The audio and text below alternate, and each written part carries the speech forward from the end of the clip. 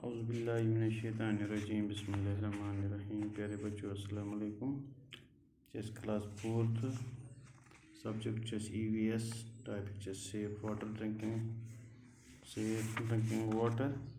नमक पढ़ रात destroying harmful germs and bacteria, तथ मे क्लोरिनेशन। आज पढ़ना aeration. The tank containing filtered water is treated with air under pressure. The organic matter reacts with the oxygen present in the air is made harmless. This process is known as aeration. Aeration also kills harmful germs. Thus, purified water reaches the homes through the municipal water supply system. We get this water through tap. The tap water can be made still safer to drink by boiling. Boiling kills the germs.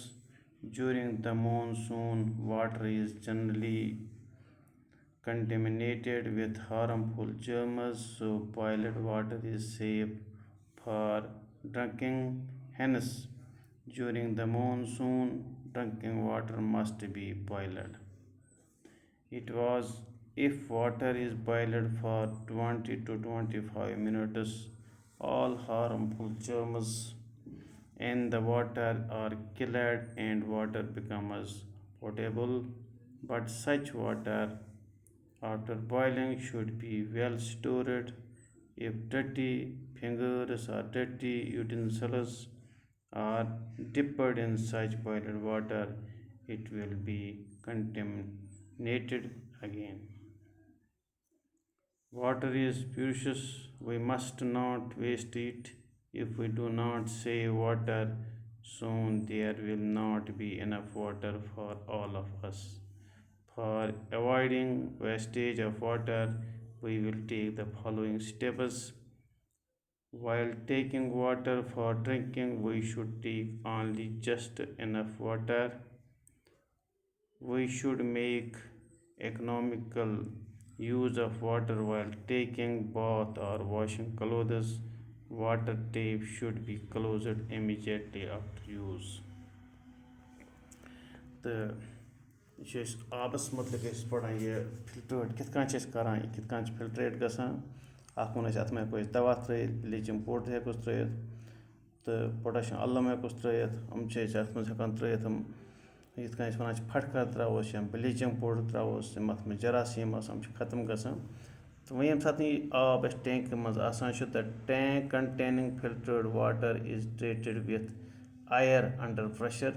पे क्या tank मज पे हवा सतन pressure बनाने the organic matter reacts with the oxygen present in the air is made harmless.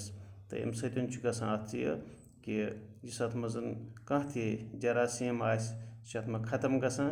This process is known as aeration. Aeration also kills harmful germs. यह युत साफ करान कहें नुकसानदेह नश साफ थावान बल्कि यम अत मज जरासीम तम अत मे खत्म गसान अम प्रेशर बनाने सतन। Thus, purified water reaches the homes through the municipal water supply system. पे अत पे आब सप्लाई गसान प्रत कुन गरस तान पाइपिन जरिए नलकन जरिए। We get this water through tap। आब वातान पे नलकन जरिए सान गरन तान। The tap water can be made still safer to drink by boiling. दपान नलक आब यह हेको बेकिस हिसाब थत सेफ चेन खतर अगर बॉयल करो। अगर कर बॉयल करो पे बे बॉइलिंग किल्स द जर्म्स। अगर न फिल्टर्ड वाटर कहें इस नलकन जरिए हेको गर गरमायत क्या अत मज यम अत मे जरासीम तम अत मे खत्म गसान।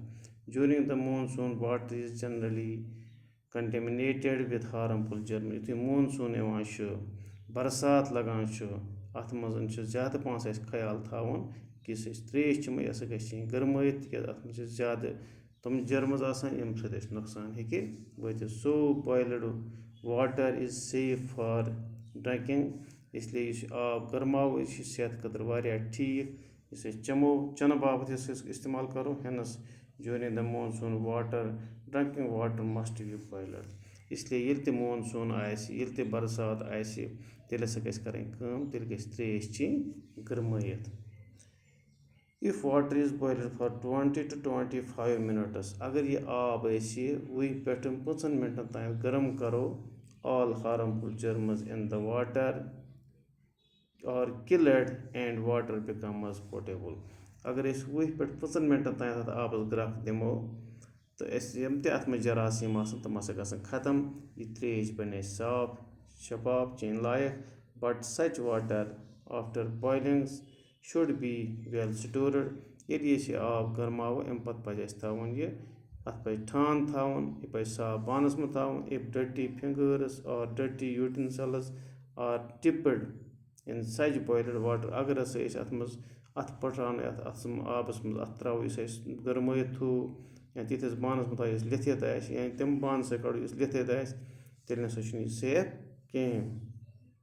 It will be contaminated again.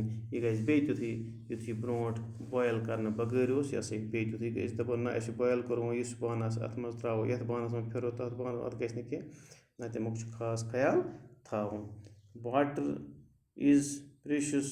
We must not waste it. दपान आब सान खतर सठा अहम सठा जरूरी अस पज यह ज़ाय करुन कहें.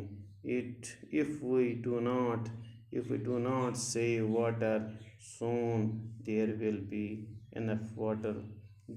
not be enough water for all of us. दपान अगर नसा आबस रश करो कहें अत कदर करो न कहें तो अस नसा रोज पत वक्त वात तरसान त्रेश खतर. For avoiding wastage of water we will take the following steps. अस कित हेको आब बच ज़ाय गसन नश तम बापत करो नम 2-3 चीज़. While taking water for drinking ये त्रेश चन खतर आब इस्तेमाल करान we should take only just enough water. अस पज तुत आब कड़न यूत चुन अस ज़ाय पज फिरान त्रेश गिलासा पत गोलब बकस त्रित ना पज ज़ाय कर कह. We should make economic use of water while taking bath or washing clothes. इथे कन पज अमुक बड़ असल इस्तेमाल कर सरान बापत या पलो छलन बापत इस्तेमाल तम करो अमुक चीज़ों थो ख्याल कि आब गि सान ज़ाय गसन कहें. Water tap should be closed immediately after use. जिस टेप आब नलका आब अत मेहनत लजम यह पज ज़ाय कर युथी आब रटो नटिस में रटो पानस में रटो तुथी पज नच अमिच बंद कर. तुम वुचान गबरियो कि कुन जाए पकान वत नच यल आब पकान ये वुचान तेल गि नच बंद कर. तो यम तपर तम वन ये आब बोर या कुन बानस मज नटिस में कत मे रटान तम पसा गि जल्दी यह नच बंद कर ताकि आब गि ज़ाय कहें. यह आबस मुतलिक यथ पे सान जिंदगी हूँ दारमदार आब बगैर हेको कह एक्टिविटी कर आब इसलिए पज आबच कदर करें तो बाकी वसलम.